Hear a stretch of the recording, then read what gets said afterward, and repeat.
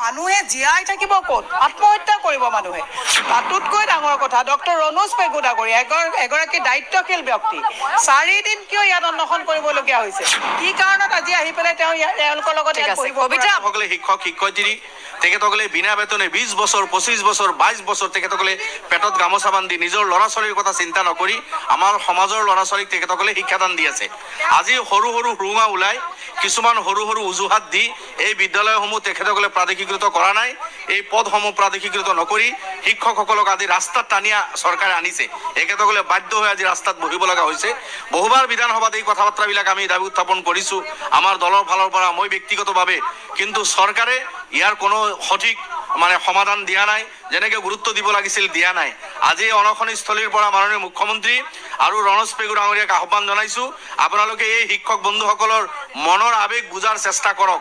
এখেতসকলৰ অধিকাৰ দিয়াৰ কাৰণে আপোনালোকে নিলজ্জ কাণ্ড নকৰিব। শিক্ষকসকলে ভিক মাঙিবলৈ অহা নাই, তেখেতসকলে বিনা বেতনে 20-25 বছৰ পঢ়াইছে, আমাৰ ল'ৰা ছোৱালীক শিক্ষাদান দিছে, আমাৰ সমাজৰ সৰু সৰু কণ কণ ল'ৰা ছোৱালীক তেখেতসকলে সম্পদ হিচাপে গঢ় দিয়াৰ কাৰণে নিজৰ জিন্দগীৰ লাইফৰ অধিকাংশ সময় তেখেতসকলে দিছে। তেখেতসকলে ভিকাৰী নহয়, এখেতসকলে ভিক মাঙিবলৈ ৰাস্তাত বহা নাই, এই তেখেতসকলৰ প্ৰাপ্য অধিকাৰ আছে। গতিকে চৰকাৰৰ ৰেছপনচিবিলিটি দায়িত্ব হ'ল এখেতসকলৰ যিটো সন্মান, যিটো প্ৰাপ্য, এই অধিকাৰ দিয়াৰ কাৰণে চৰকাৰে যাতে সিদ্ধান্ত লয়। প্ৰশ্ন উত্থাপনটো বাৰ কৰিছোঁ মই, 2011ৰ পৰা আজিলৈকে তাহানিতে কংগ্ৰেছৰ চৰকাৰ আছিল তেতিয়াও কৰিছোঁ, বিজেপিৰ চৰকাৰ 2016ৰ পৰা বহুত বাৰ উত্থাপন কৰিছোঁ, জোৰদাৰভাৱে উত্থাপন কৰিছোঁ। এইবাৰ চৰকাৰে ডিচেম্বৰত বিধানসভাই নাপাতিলে এই সমস্যাবিলাক আমি উত্থাপন কৰিব পাৰিলোহেঁতেন। যিয়ে নহওক ফেব্ৰুৱাৰীত বাধ্য হ'ব পাতিবলৈ, ফেব্ৰুৱাৰীত আকৌ এই সমস্যাখিনি আমি উত্থাপন কৰিম। সমস্যাটো বহুবাৰ উত্থাপন কৰিছোঁ আৰু কৰিম, কিন্তু চৰকাৰে সিদ্ধান্ত ল'ব লাগিব। মই শিক্ষক বন্ধুসকলকো পৰামৰ্শ দিম, চৰকাৰে যদি সঠিক সিদ্ধান্ত নলয়, এখেতসকলে নিজৰ পৰিয়াল লৈ, আমি সৰ্বসাধাৰণ ৰাইজ, ছাত্ৰৰ গাৰ্জিয়ান লৈ, আমাক লৈ ৰাজপথত ওলাব লাগে গণতান্ত্ৰিক পদ্ধতিত।